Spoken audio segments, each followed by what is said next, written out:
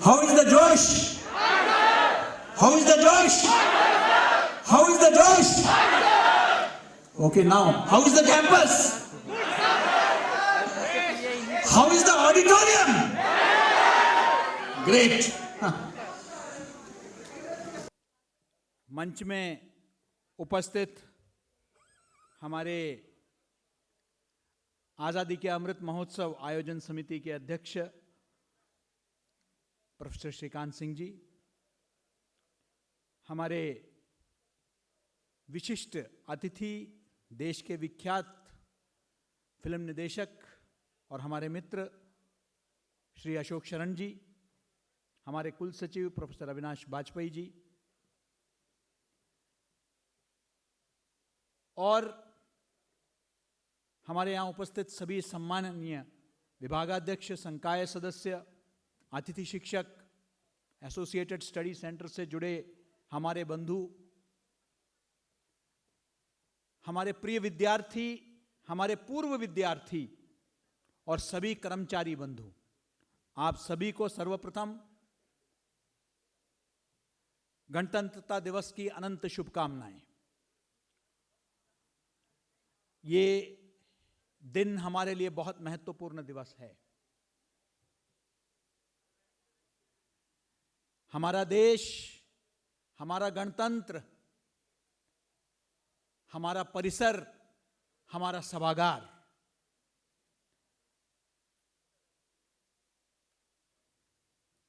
आज एक सपना साकार हो रहा है। एक सपना जो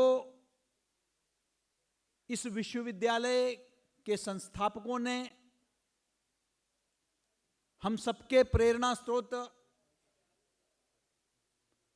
दद्दा के प्रेरणा से, यहां रहे पूर्व जो नेतृत्व रही है इस विश्वविद्यालय की, प्रोफेसर बृजकिशोर कुठियाला जी से लेकर प्रोफेसर जगदीश उपासने तक, उन्होंने जो सपना देखा था वो आज मूर्ति रूप ले रहा है। एक कल्पना की थी,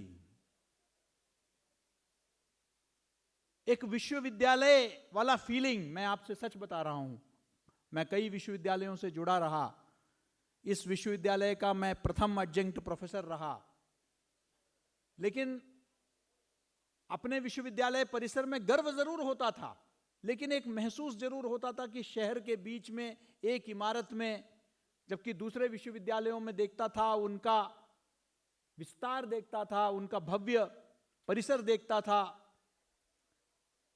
तो हम ये जरूर महसूस करते थे कि कद में हम किसी से कम नहीं, लेकिन शायद भव्यता की कहीं एक कमी रह गई। अब वो कमी भी पूरी हो गई।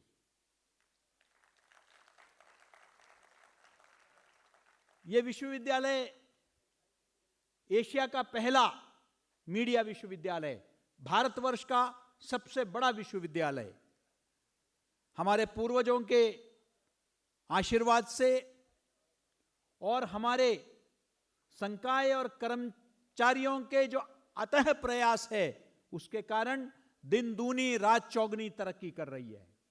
पहली बार 3 दशक के इतिहास में हमारा विश्वविद्यालय ने पहली बार 1,03,000 एडमिशन्स के आंकड़े पार किए। पहली बार इस कोरोना काल में विश्वविद्यालय ने इंडिया टुडे के रैंकिंग में देश के 1,000 के करीब विश्वविद्यालयों में 34वां स्थान पाया। जनसंचार के क्षेत्र में पूरे देश में 12वें स्थान पर।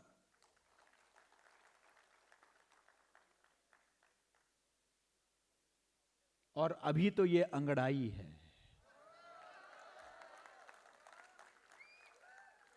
मैंने जैसे आपसे कहा कि ये कुछ कमी सी लग रही थी, सब कुछ है। वो उस फिल्म का डायलॉग है ना कि मेरे पास गाड़ी है, मेरे पास बंगला है, तुम्हारे पास क्या है? हमारे पास कैंपस है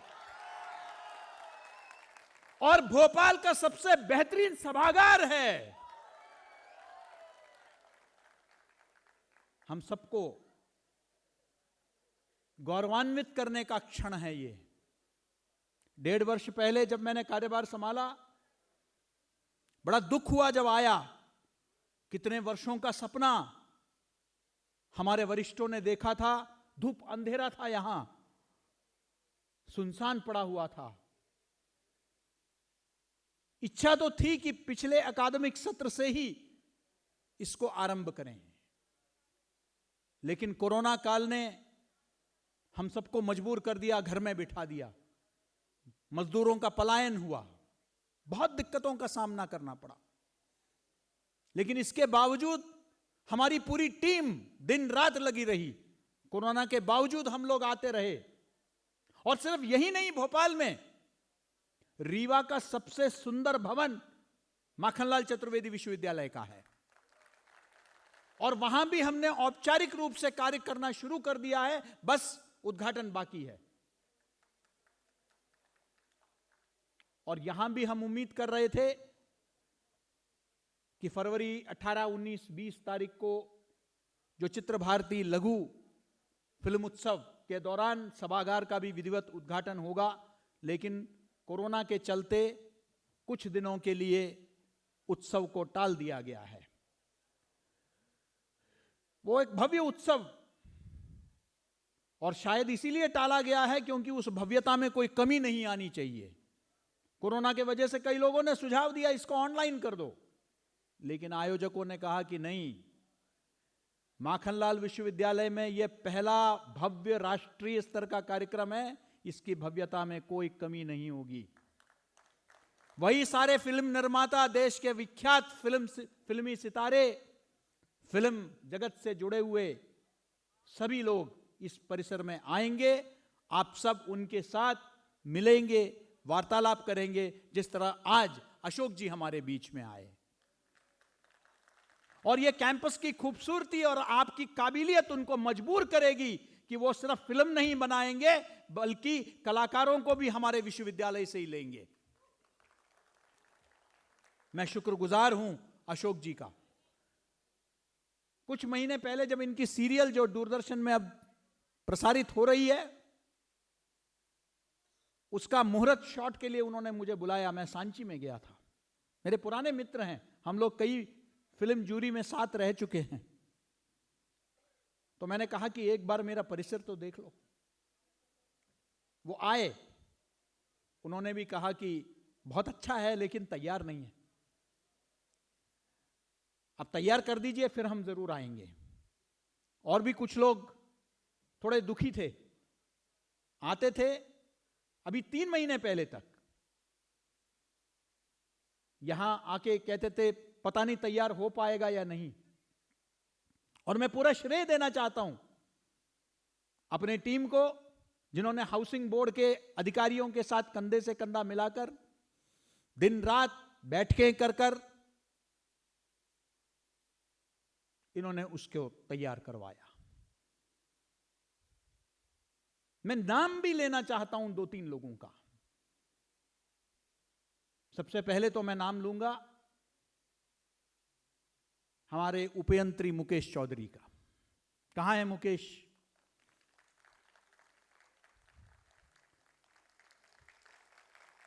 मुकेश चौधरी दिन रात लगे रहे, और फिर कुछ ही दिन पहले हमने उनको, उनके हाथों को मजबूत करने के लिए टीम में 2 और लोग लगाए, जिनको यह काम दिया गया कि फिल्मोत्सव शुरू होने से पहले परिसर को इस तरह तैयार करिए, 26 जनवरी को हम पहला कार्यक्रम इस वर्ष की शुरुआत हम यहां से करेंगे, ताकि एक संदेश चला जाए, क्योंकि इसी वर्ष, इसी आने वाले अकादमिक सत्र में पूरा का पूरा कैंपस यहां शिफ्ट होगा। और आज का ये जो सम्मेलन है, आज का ये जो कार्यक्रम है, आज का ये जो आयोजन है, ये प्रतीक है कि हम कितने प्रतिबद्ध है कि इस वर्ष हम आएंगे इस परिसर में। और उसके लिए हमने एक टीम गठित किया, जिसमें हमने officer on special duty Ramdeen Tyagi ji, कहां हैं त्यागी जी, और अंकित पांडे जी। मैं बाकी अधिकारियों ने, सबने, हमारे कुल सचिव महोदय प्रोफेसर अविनाश वाजपेयी जी, हमारे फिनांस अधिकारी, सबकी भूमिका रही है। हमारी पूरी इलेक्ट्रॉनिक मीडिया की, हमारे प्रोडक्शन की पूरी टीम, मनोज पटेल, दीपक चोकसे, राहुल खड़िया, बापू वाघ, परेश उपाध्याय,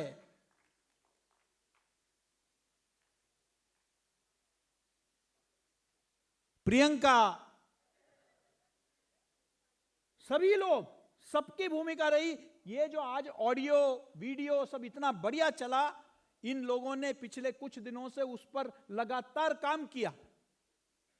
छोटी कमियां हो सकती है, आज आपको शायद महसूस होगा, लेकिन याद रखें कि हमने इसलिए कार्यक्रम यहां किया कि जब बाहर से मेहमान आएंगे, देश विदेश से लोग आएंगे, उससे पहले हम खुद प्रयोग करके देखें।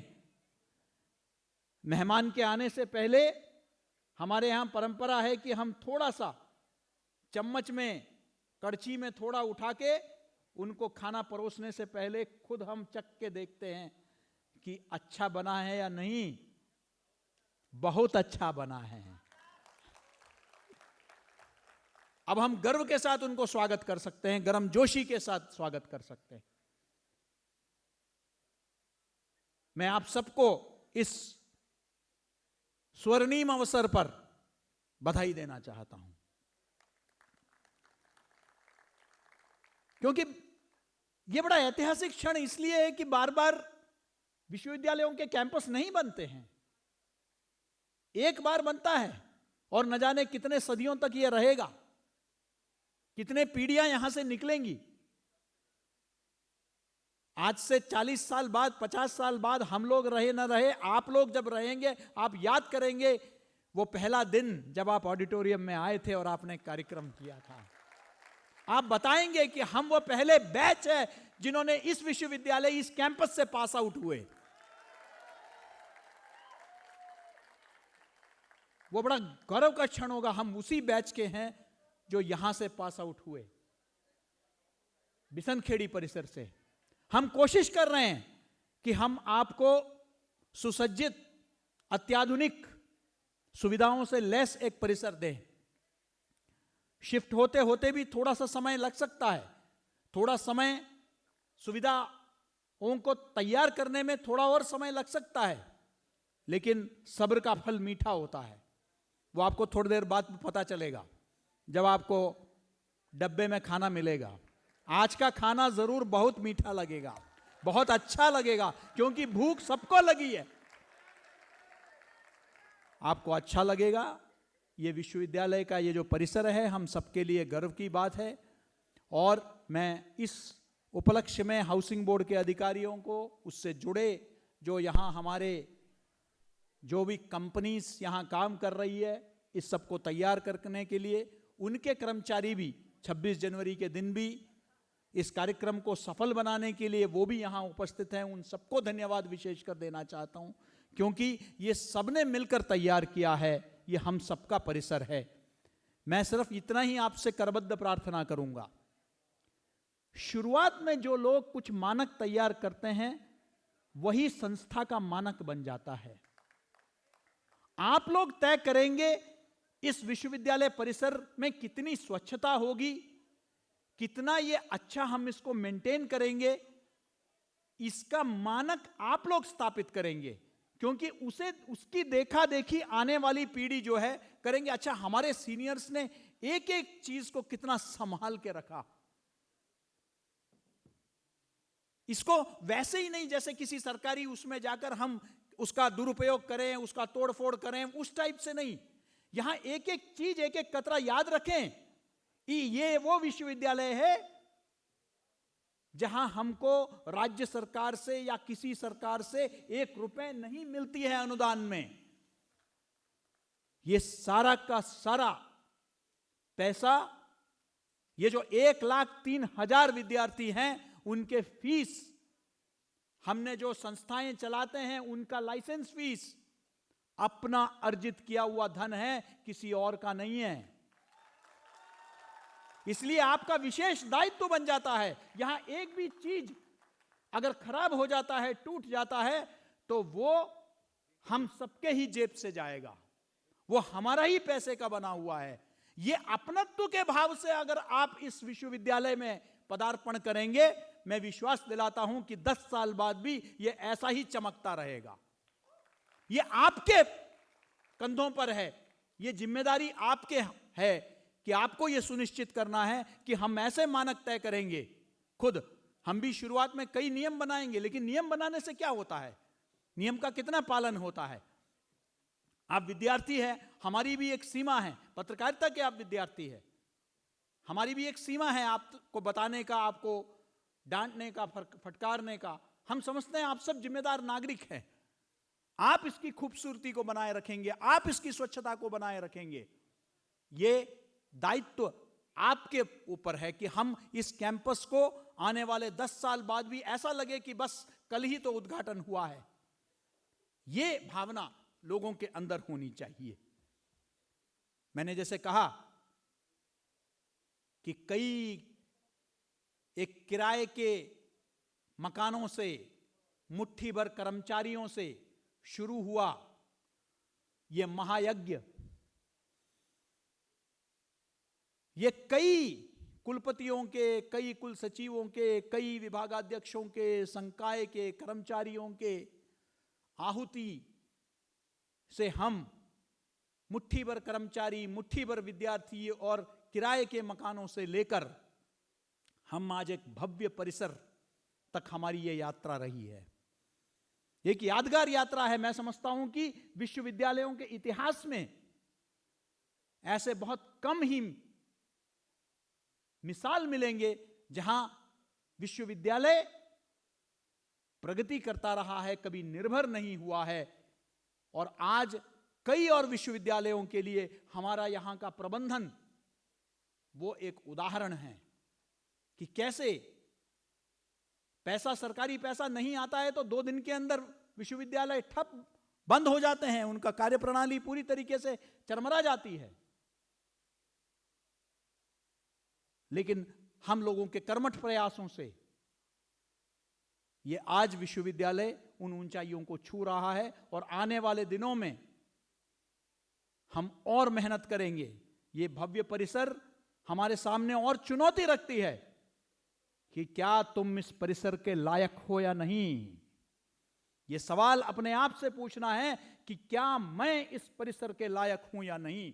ये हम सबको, एक एक विद्यार्थी को, एक एक संकाय को, एक एक कर्मचारी को पूछना है कि क्या इस इतना भव्य परिसर हमको मिला है, क्या इसके हिसाब से हमारा कद भी नहीं बढ़ना चाहिए।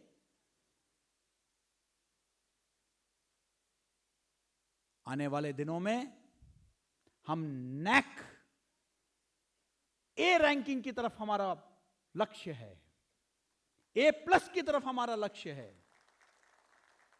और आगे चलकर हमें भरोसा है कि अगर हम प्रयास करेंगे तो मांगने का हक भी रखते हैं। अंग्रेजी में एक कहावत है, first you deserve then Dzire.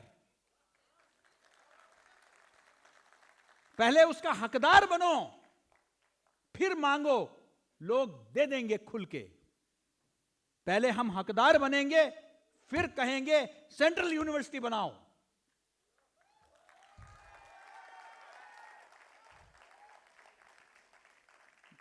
मेरे एक मित्र ने, युवा मित्र ने कविता लिखी कई वर्ष पहले। उन्होंने कहा, आखिर सपने होते हैं सच होने के लिए।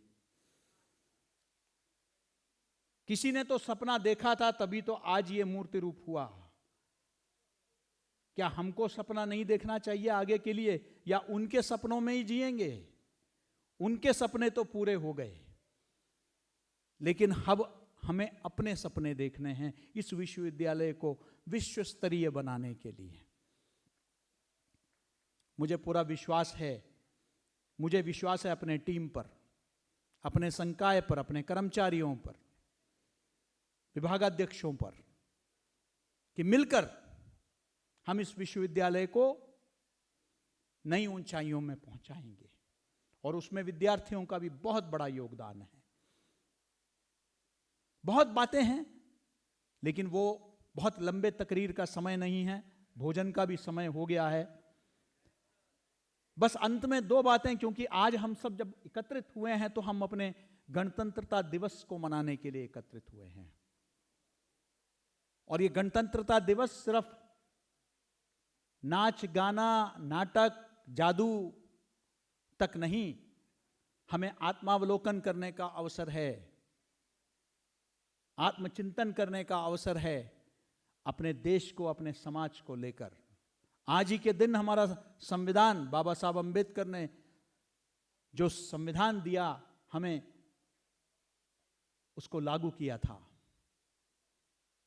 और वो संविधान, उस संविधान के प्रावधानों को हमने कहां तक साकार किया। और याद रखें, हमारे यहां जो विमर्श,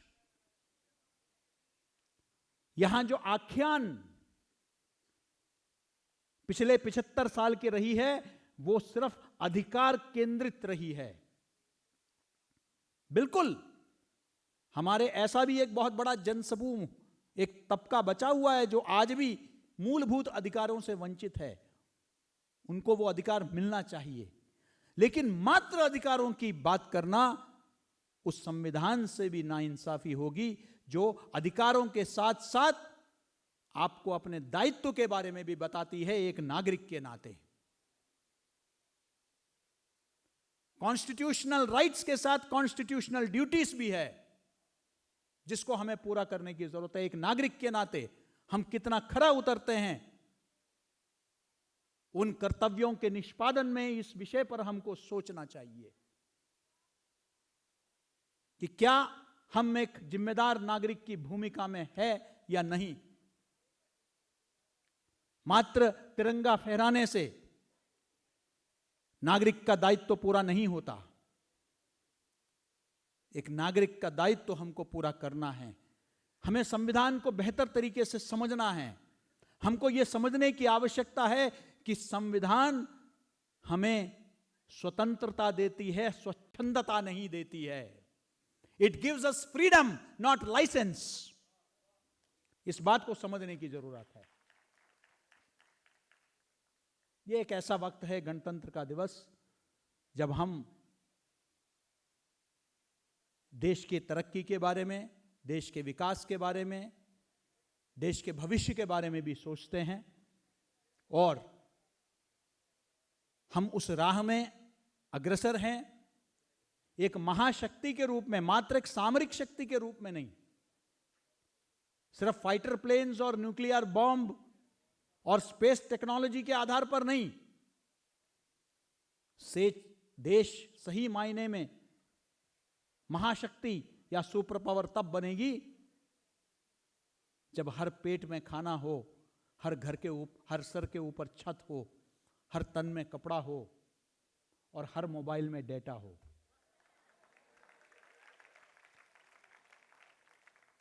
रोटी कपड़ा मकान के साथ आज डेटा भी आवश्यकता बन गई है, ऑनलाइन एजुकेशन के चलते। कोरोना काल में आप सब इन कठिन परिस्थितियों में भी हमारे संकाय ने दिन रात काम करके आप तक शिक्षा को पहुंचाने का प्रयास किया। एक ताली हमारे सभी संकाय सदस्यों के लिए। और आगे भी हम उम्मीद करते हैं कि इस वर्ष हम कोरोना से निजात पाएंगे, लेकिन कोविड उपयुक्त व्यवहार का पालन अवश्य करें। ये मास्क, ये सैनिटाइजर, ये सोशल डिस्टेंसिंग, ये सबसे ताकतवर वैक्सीन है। बाकी जो टीकाकरण है उसको लेने की जरूरत है। सरकार के द्वारा या स्थानीय निकायों के द्वारा दिए गए नियम कानून, उसका पालन करना है। हम सबको स्वस्थ रहना है, सुरक्षित रहना है। ये वर्ष, ये गणतंत्रता का अगले गणतंत्र तक हम बहुत कुछ हासिल करने का, नए कीर्तिमान स्थापित करने के लिए हम प्रतिबद्ध हैं। आप सब खुशहाल रहें, तरक्की करें, अपने जीवन में प्रगति करें और समाज और राष्ट्र निर्माण में अपना योगदान दे। इस मंगल कामनाओं के साथ मैं अपने वाणी को विराम देता हूं। जय हिंद।